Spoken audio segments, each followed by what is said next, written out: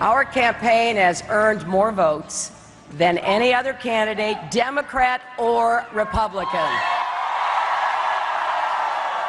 We have something happening that actually makes the Republican Party probably the biggest political story anywhere in the world. Former U.S. Secretary of State Hillary Clinton and billionaire Donald Trump pull ahead after key primary wins in their respective parties in the U.S. presidential race. Hello, I'm Arlen Naidu in Washington, D.C., and this is The Heat.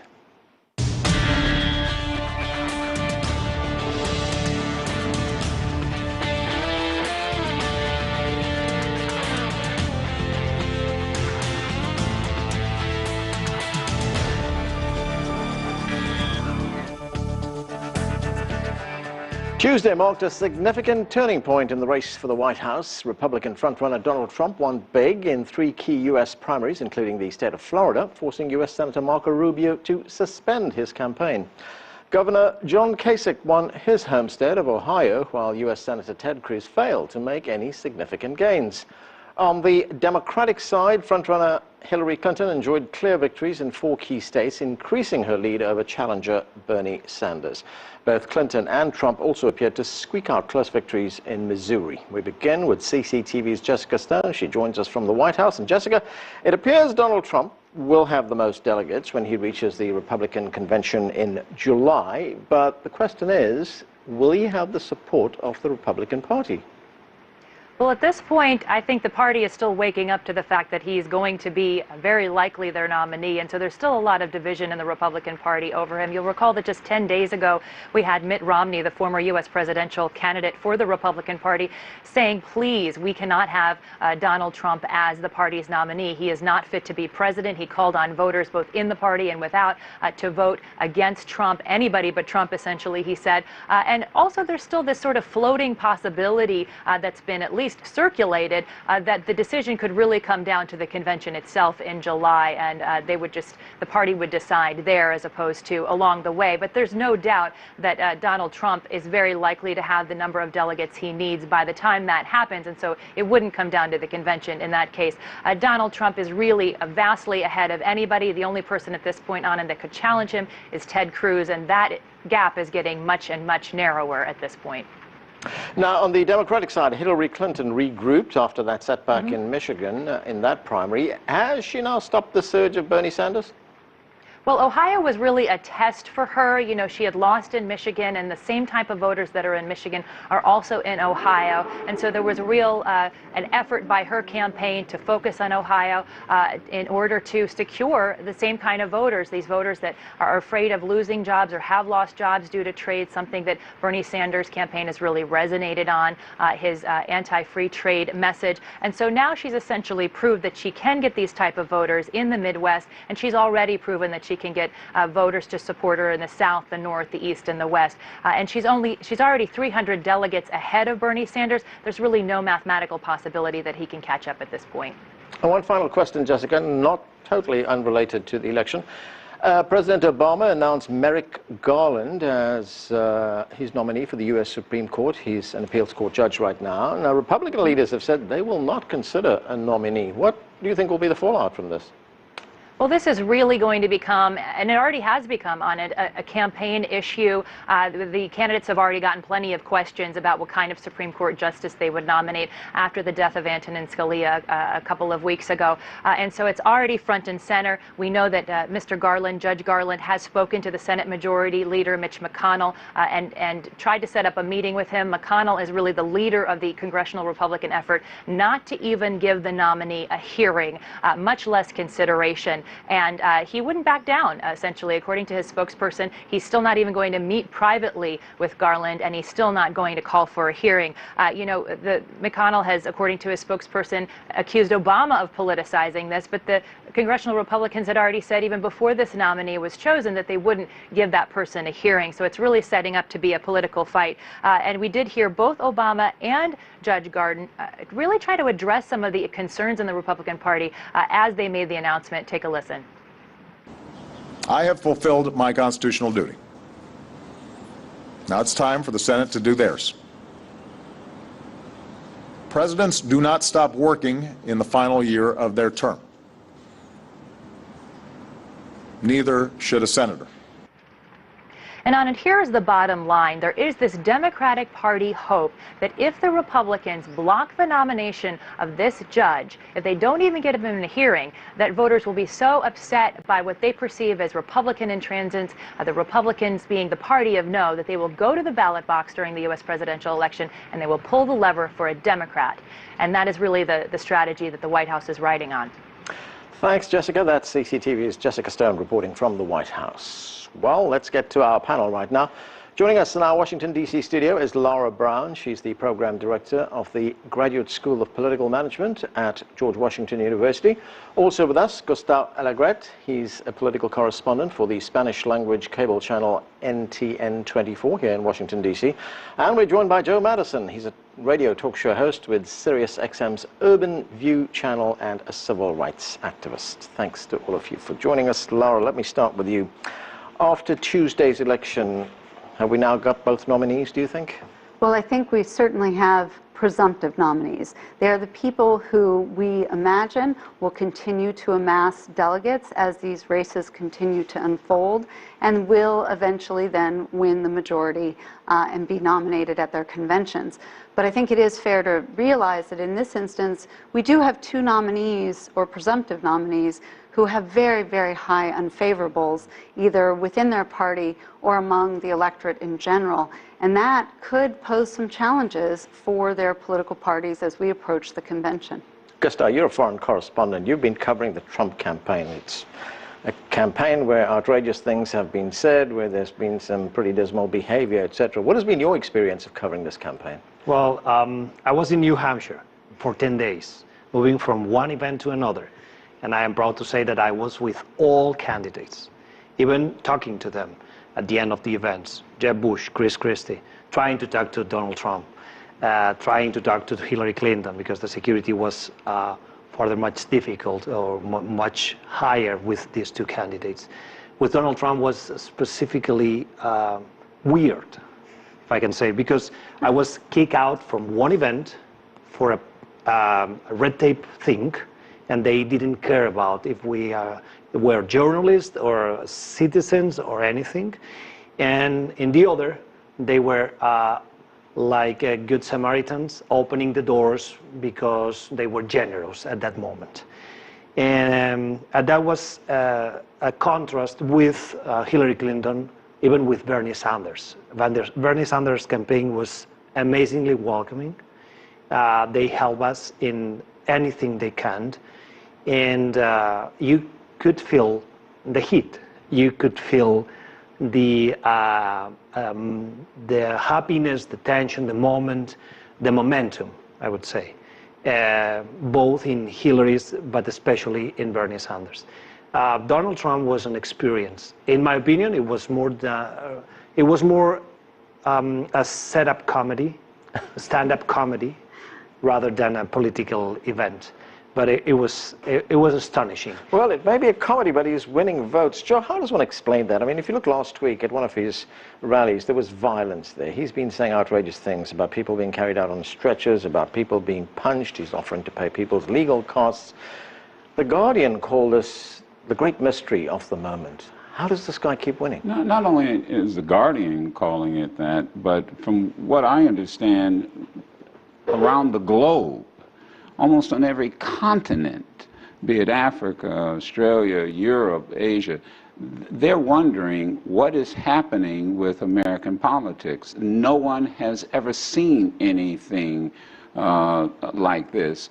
I think there's once again, a certain underbelly that has now become full-blown in the Republican body of politics, and Trump is their poster boy. Now, the reality is, and I know we talked about the fact that they have high negatives, but if I'm not mistaken, almost every poll shows that Donald Trump's negatives are much, much higher than Hillary Clinton's. And what you may see is the fact that people will end up voting against Donald Trump You know, and all right, she has her negatives as the presumptuous candidate, but he is just absolutely intolerable.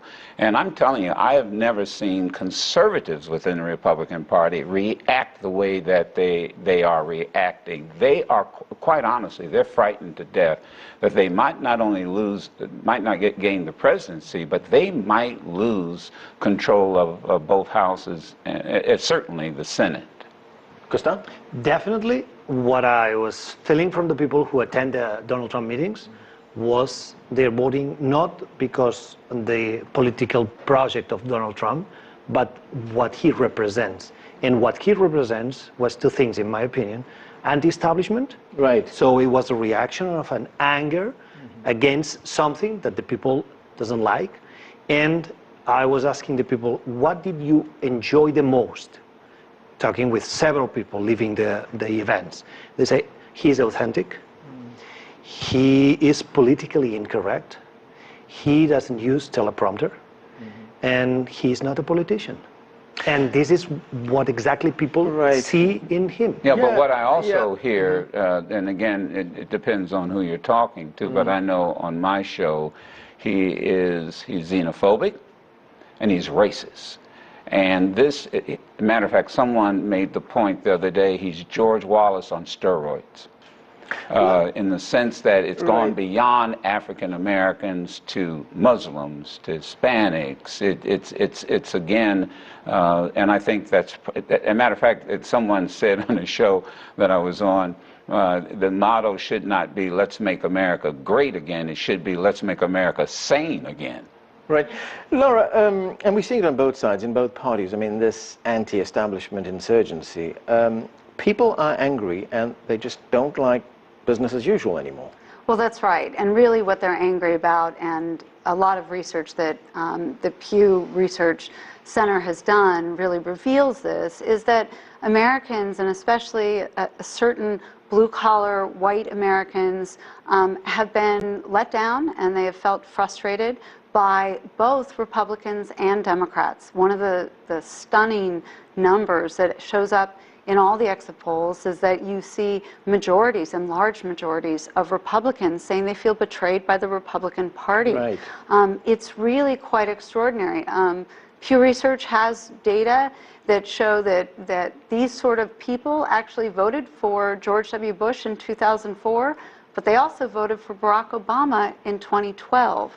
And more often than not, these what they call disaffected or hard-pressed skeptics, according to their terminology, really just have felt left out and left behind in our new global world and our new digital world. There was also a theory going around on election day that there were Democrats voting for Donald Trump, which they can do in some states. Well, no one is really voting strategically. Right. Frankly, the idea that voters from one party vote for the worst candidate of the other party, that happens in about 0.5% kind of a case. The vast majority of Americans vote what we call sincerely, and they do really, if they are crossing the aisle, they're crossing the aisle because they're interested in doing so.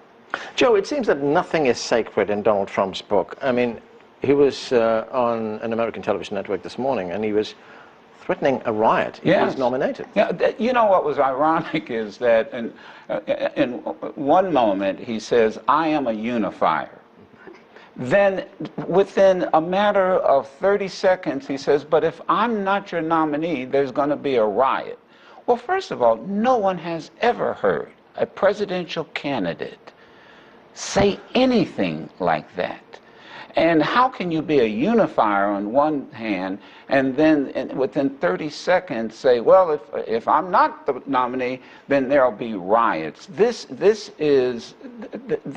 man is weird. I mean, this is almost like a reality TV being played out on a very important political stage. And people have to ask themselves, do you really want someone, and I'll just be straight with you, that weird with their finger on the button? My answer would be no, and I think that's how Americans are going to respond if he is the nominee in November. I think you're being charitable when you say weird, Gustav. Yeah, but what happened if he's right? I mean, we are talking about the people is angry. And that's the motivation that brings multitudes to his events. Large crowds, cheering, clapping, smiling. But we've had this before. George Wallace brought large crowds in 1968. If the establishment of the Republican Party well, I don't know. Blocks him in a if the establishment blocks him, yes. In a brokered convention or in an open convention, people are going to feel more betrayed. But let me just say that it's very unusual for a party to engage in sort of these kinds of maneuvers unless they feel the public sentiment will actually back them in doing this. So one of the things that is real is that, you know, Donald Trump may accrue delegates, he may end up being sort of the likely nominee, but there may be also a tremendous sense of buyer's remorse over him getting the nomination a few months from now. And will the party actually then take heat to change the rules? Maybe, maybe not. But my guess is they won't change the rules unless they feel they can get away with it. Right, but if he doesn't get the nomination, isn't there the risk the party faces that if they choose someone else or they change the rules, that they're going to be reinforcing what Donald Trump has been saying, that this system is rigged? They could, but one of the realities of this system and of these party conventions is this whole process has always been, from the very first, you know, a sort of a not thought out process. It began with the gentleman's agreement where Thomas Jefferson and John Adams basically said, oh sure, yeah, you be the other party nominee. It developed over time into the complex system that we have now, but it has never really truly been thought to be a good process, a thoughtful process, a democratic process. It involves, you know, tremendous kind of oddities. I mean, why Iowa? Well, just because it's Iowa. So there is very much the likelihood that out of the end of this, no one's going to be happy on either side of the aisle, and we're likely to see presidential nomination reform undertaken in a very serious way. But you know what I'm hearing that's so fascinating? People are now saying if they could change the Constitution, they would give Barack Obama a third term. I mean, that's what you're hearing from people. The other thing I'm hearing, and you would know better than I, is that you've got a lot of young Hispanics who probably had not thought about voting. And I talked with a gentleman this morning who said they're actually coming in groves to register and vote because of Donald Trump's rhetoric, and that's going to be that's going to be what's going to happen. There's this old saying that if you want to get rid of the devil, you expose the devil and people will rise up and take care of the devil. And I think that's, you know, I would not lose faith in the American public, quite candidly. To gain the election here and in any other country with a democracy system, with a democratic system, you have to gain the center of the political spectrum. Well, it's independents that ultimately decided, isn't it? But Donald Trump is not gaining the center. That's right. Except that this is what is very interesting. You know, the state that he did exceedingly well in was Massachusetts. Yeah, but who's voting? How often do you think... They're only voting conservatives. No. Actually, in Massachusetts, in the primary process, Massachusetts is a semi-open primary, which means that independents are able to vote in a party contest, but partisans are not able to cross the aisle. So in fact, one of the things that was shocking to me, but was then again not that surprising, Donald Trump had won 53% of the white Catholic vote in Massachusetts. Now, white Catholics typically are swing voters in our elections. They actually voted for Barack Obama in 2012. This is not necessarily the people that you assume are conservative, evangelical. Let me say you something. Yesterday I was talking with someone who represents a group of business persons in the DC area, Virginia, Maryland, and District of Columbia. And I asked that person who do you think in both parties better represent the interest of the business people? And guess what? Hillary Clinton. No, Donald Trump, because he's a businessman, and Hillary Clinton in second because she has experience. Yeah, It was amazing. Again, I go back to this is primary season. I think folks around the country, around the world need to understand. In your primary elections, those are usually your activists that come out to vote. And when it comes to Massachusetts, particularly Boston, I've had experiences in Boston when they tried to desegregate the public schools. It was wild. And so you've got, once again, that underbelly that exists, conservative Catholics. Once again, isn't it interesting, and if Hillary Clinton is right, and I assume the arithmetic is correct, she's got more votes in the primary than all the candidates combined. Right. I wouldn't lose sight of that. Well, the one thing that Donald Trump is very good at, and that is he hogs the limelight. Well, that's the media's problem. Well, and look, let me tell you, I'm Right. sorry. Yeah. But You're killing the messenger? Oh, yes, I'm killing the messenger. That actually helps Hillary Clinton in the general election. Because I do agree with you that if these two are the nominees and we move to a general election, you will see both of them working to make the other one unacceptable. And in fact, the reality of Donald Trump taking up all the oxygen, his unacceptability will be revealed much more than hers would, and you would actually see her being favored for that. And I think this is where there are some interesting parallels, about whether or not you're going to have a Republican contest that looks something like the Democratic race in 1968. But let me go to the media question, and with the exception here, of course. But let me go to have the president of CBS, Moonves, actually go to a conference and give a speech and said, Donald Trump is bad for the country, but he's great for CBS. Right. That and is for CNN and for Fox, CNBC, and it's a ratings game now with him. I want to switch to the Democrat Party. Bernie Sanders, has he got a way to unseat Hillary Clinton? No, I think at this point, It's over. he does have to realize that it's time for him to go. And part of that is Bernie Sanders has done very well in open contests where these independents are able to vote. He's racking up huge margins among independents. Secretary Clinton has been, to her credit, winning the majority of Democrats in the vast majority of states that have these open contests. So he has been able to pull into a competitive place by changing the nature of who's voting. Going forward, the big states are closed. He's also changed more like Florida. Right. He's also changed the nature of the conversation, isn't it? Because at the beginning of this process, Hillary Clinton was the inevitable candidate, but along comes Bernie Sanders, and he's pushed her to the left. Yeah, he's now a messenger candidate. Right. And that's not bad. And he's going to now impact the platform. And that's a good thing. He reminds me, quite honestly, of when I was in college, and Eugene McCarthy was what we loved, because he was opposed to the Vietnam War. He was the grandfather image, the gray hair, and he ran out of time, he ran out of money, but he changed the platform.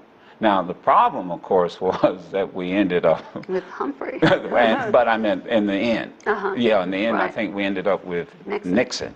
So there is where you always have. And this is where there were riots at the convention because Humphrey had never actually run in a primary, and he was there because Lyndon Johnson had basically said, take over my third term. And of course, we did have a presidential candidate being assassinated in that election year, Robert Kennedy in California after the California And that's primary. why this language is so dangerous. When somebody at a rally walks up and sucker punches somebody, and then you have the candidate say, even though he denies now he said it, I'll pay for his legal fees. This is unheard heard of. You do not support, as a presidential candidate, violence of any sort. But back to the message and to the Democratic side. I think Hillary Clinton has had to move from the center to the left